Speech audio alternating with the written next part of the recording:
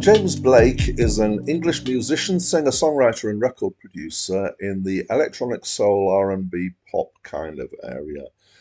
His career started in 2009 and is still going. He released his first album in 2011, and he has released five more since then. Hi, my name's Dan. So, this is James Blake's third album. It's my first encounter with it and with him. And I didn't know what to expect at all. Given the nature of the album cover, I'm not sure I would have expected something like this, but never mind. So it reminded me of, I feel like I'm being very contemporary here and dropping in. It reminded me of Beyonce's album Lemonade, which I've only heard a couple of times, but it was recently that I heard it, and it had a similar kind of vibe and feel I felt. And in fact, apparently James Blake contributed to that album, so you kind of understand how. So I'm going to try and describe it. It's like take the tropes of modern pop, which to my mind is it's quite sparse and empty. A lot of very tinny hi-hat drum stuff with occasional snares that sound more like a clap. Stopping and starting quite a bit with different kind of, not changes of tempo, but change of feel and change of backing quite a bit. And a lot of vocals, and particularly processed vocals, often with auto-tune in it. And this is the kind of pop that's been around for a few years now, which has kind of been born out of the R&B ish from hip hop, I think, and possibly. So I don't understand what dubstep is, but I think dubstep might have been an influence in this. So it has these kind of ideas, but what it's done is it's taken away the popness, and it's gone dark, and it's kind of slowed down. It's got a kind of heaviness to the feel, not heavy as in heavy metal kind of thing, but a kind of weight to it, I would say.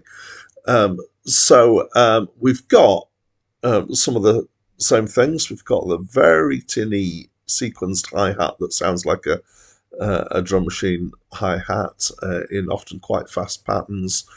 We've got the kind of click style snare sometimes. I'm not sure, there might be bass drums in there sometimes. There's a reasonably heavy use of vocal processing, some auto-tune you can hear. These technologies are getting really good these days, so actually at times it's hard to tell whether they're being used or not. His singing's actually very good, I would say. I don't know how much he's using autotune to get him in tune.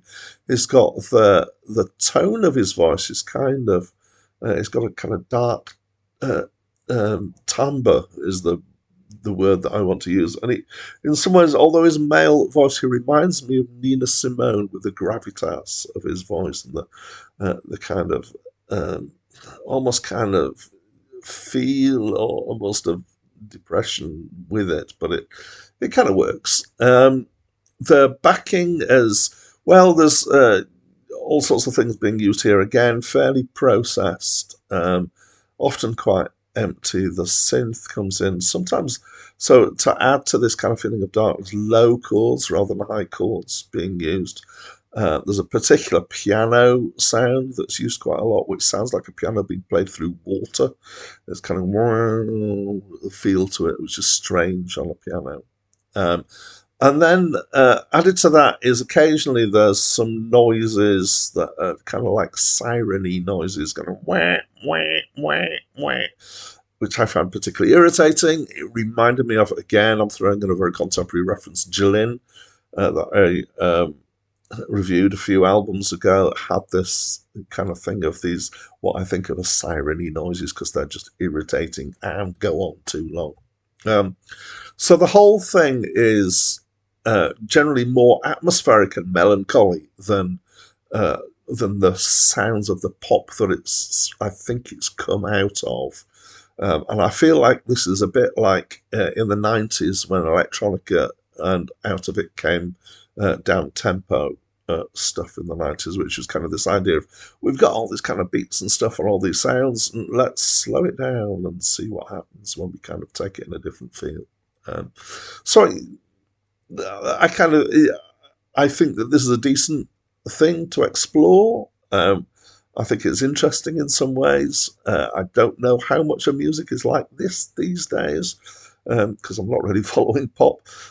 Let's say this about the album. There's a nice title, there's a nice cover, and the cover is art by Quentin Blake, who is no relation whatsoever to James Blake, but is famous for having done illustrations for Roald Dahl. The album is too long. It's an hour and a quarter, and I feel like it's too long because, to be honest, even though it's better than the pop that it's kind of come out of, it's still not my kind of thing. I think maybe some of that is just the associations that I've got with the sounds that are being used and the processing that's been used and the approach, which is very, very contemporary to my mind. And so maybe just um, my opposition to that sort of music is rubbing off on me on this. I feel a bit in two minds that I kind of applaud it a bit, but I still don't really like it. My favourite track is the last one. You have to wait a long time to get to it, which is called Meet You in the Maze, which is just vocal harmony that has been vocoded, which is a technical way of processing a voice that I don't actually understand. But it's kind of like, it makes it sound like a cross between a synth and a voice. And that's quite nice. I like that. So, all in all, not my favourite kind of thing. Better than other things in this kind of area, I would say, for me. But what about for you? How do you feel about this album? I'd love you to tell me. So please get yourself typing into that comments box. That's it from me for now. Every friend in need, every memory, it's me who makes the peace in me. Oh, I wanna sleep with you.